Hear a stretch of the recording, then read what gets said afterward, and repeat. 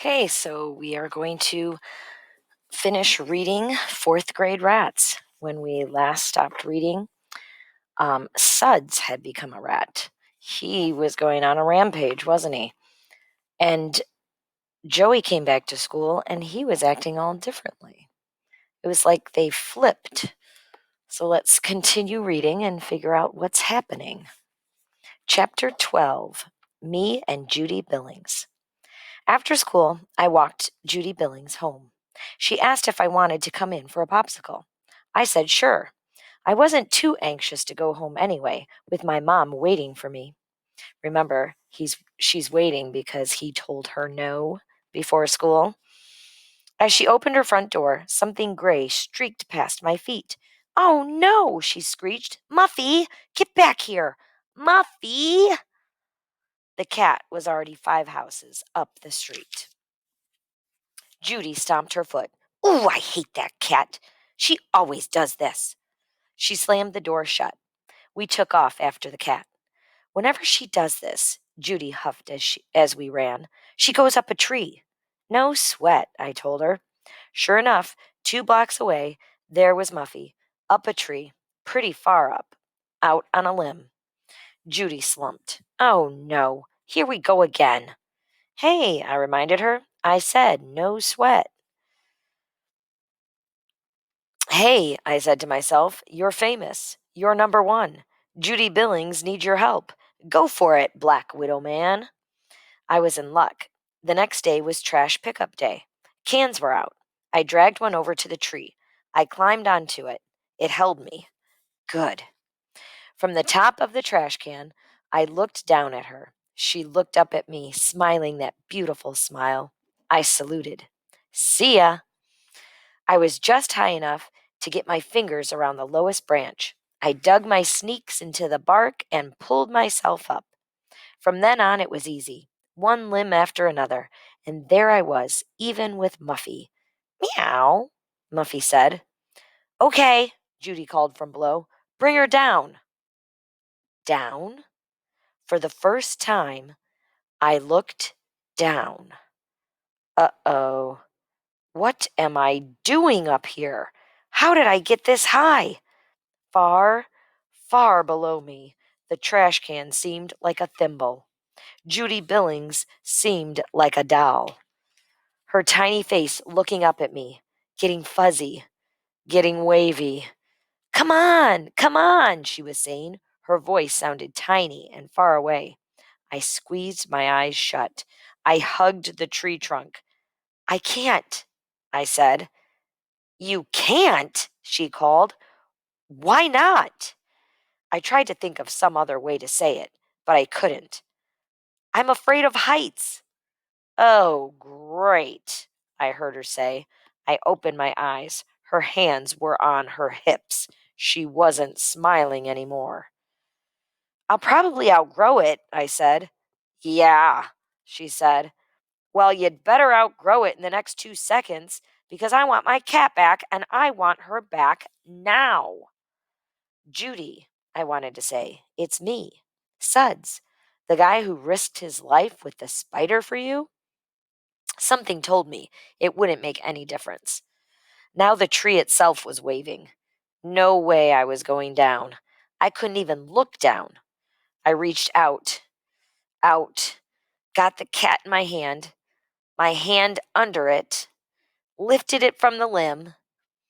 I prayed it was right what I had heard. The cats always land on their feet. Always, please. I dropped it. It landed on its feet. Judy squealed, Muffy! I hugged the trunk again.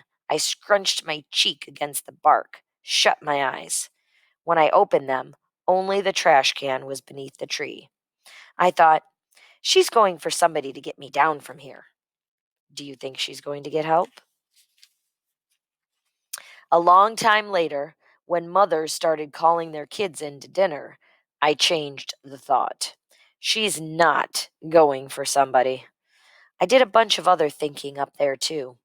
I thought about how the little kids I had pushed off I thought about the little kids I had pushed off swings, about the Twinkies I had snatched, about the spider that probably wasn't a black widow at all, and a girl who was after something, but it wasn't me. I thought about rats and real men and number one and angels and fame and first and last and love and nature's way. And for the first time since I started fourth grade, I knew exactly who I was, a scared kid up a tree. I listened, one of those names being called in for dinner.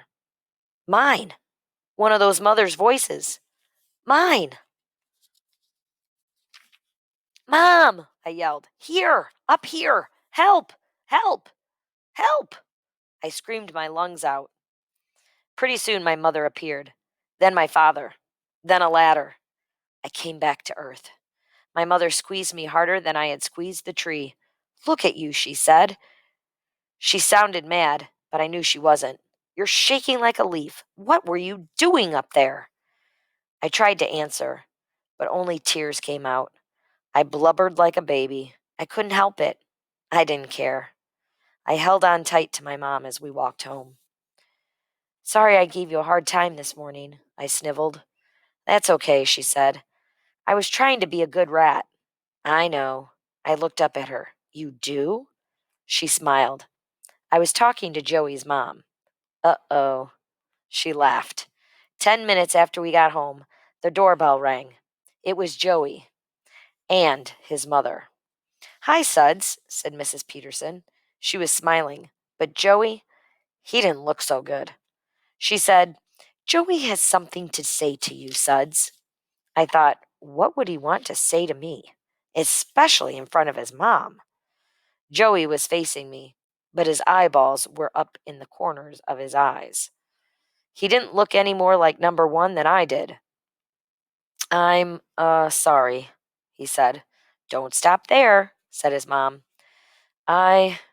Joey blinked, coughed, swallowed, cleared his throat, shifted his feet, and twitched.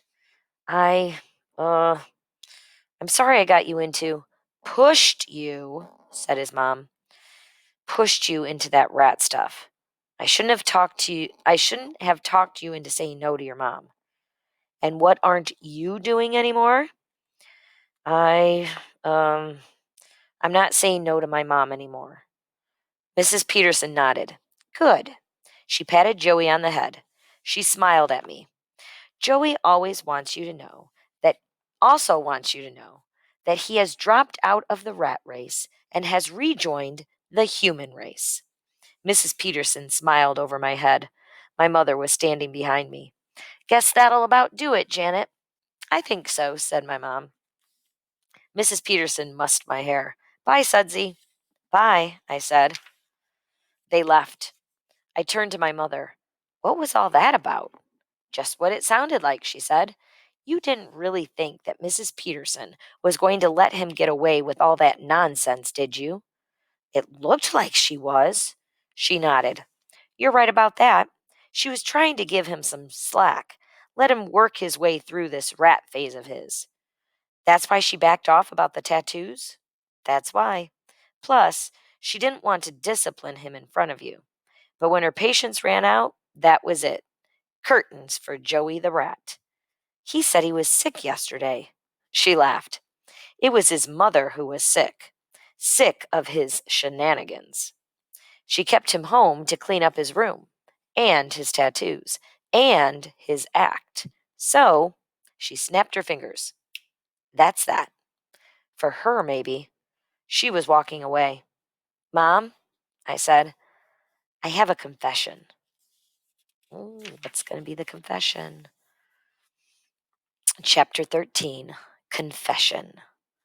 My mother turned. Her eyebrows went up. That so?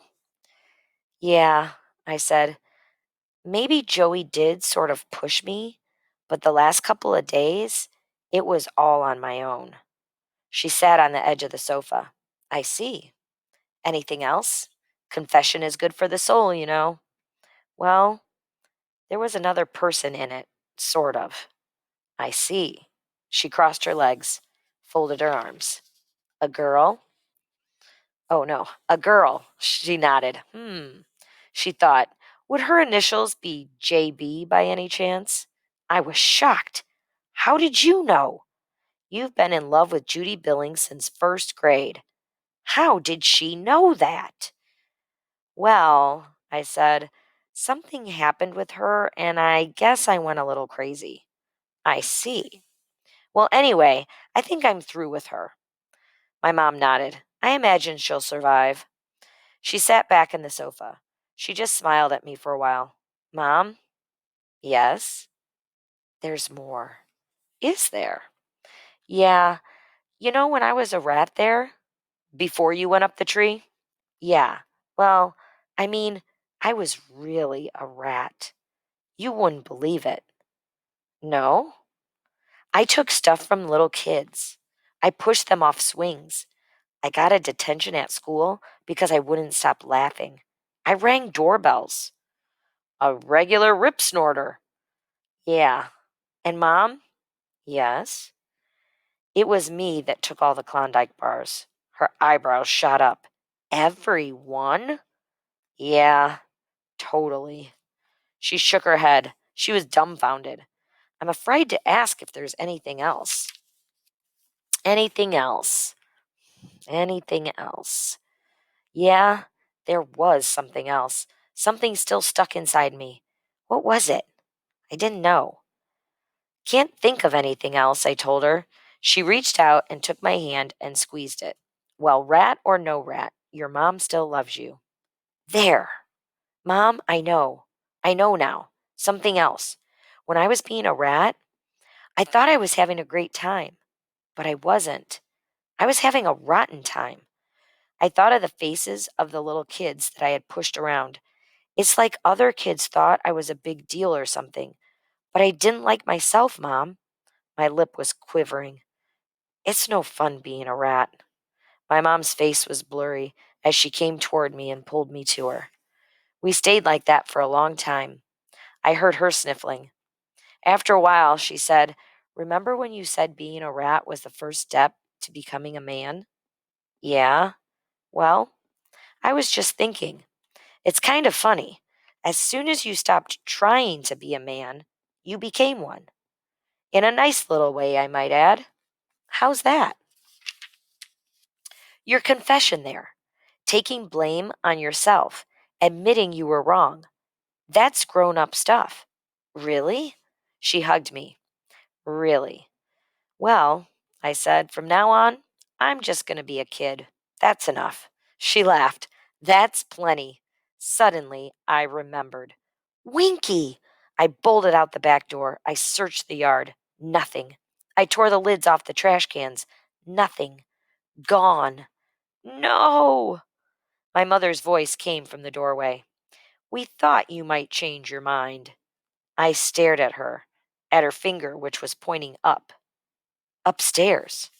I dashed past her, up the steps, into my room. There he was, my one-eyed teddy bear, sitting on my pillow. Chapter 14. Me and Dad. I guess I should mention one other thing to wrap up the story. It was a couple days later, a Saturday, my dad's day off. I came back from playing outside and saw him in front of the VCR. I asked what he was watching. E.T., he said, only he didn't say it regular. His voice sounded funny. I came into the room. I looked at the screen. E.T. was on the table, all white. I looked at my father, at his face. His eyes were glassy. His cheeks were wet. He was crying. Dad, I said. He pulled out a hanky and blew his nose. He chuckled. Every time that little guy dies, he sniffed. I want to bawl like a baby.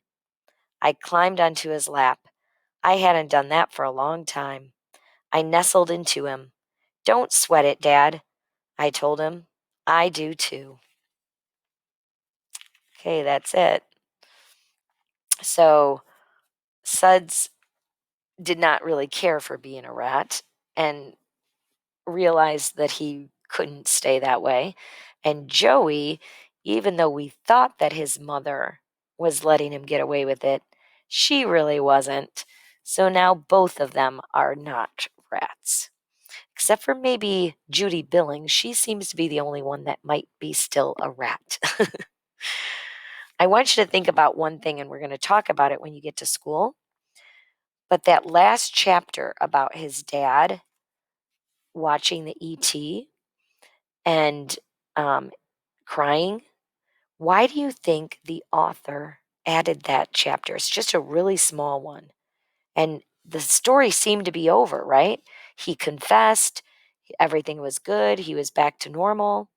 And then they added that little chapter at the end about his dad watching ET.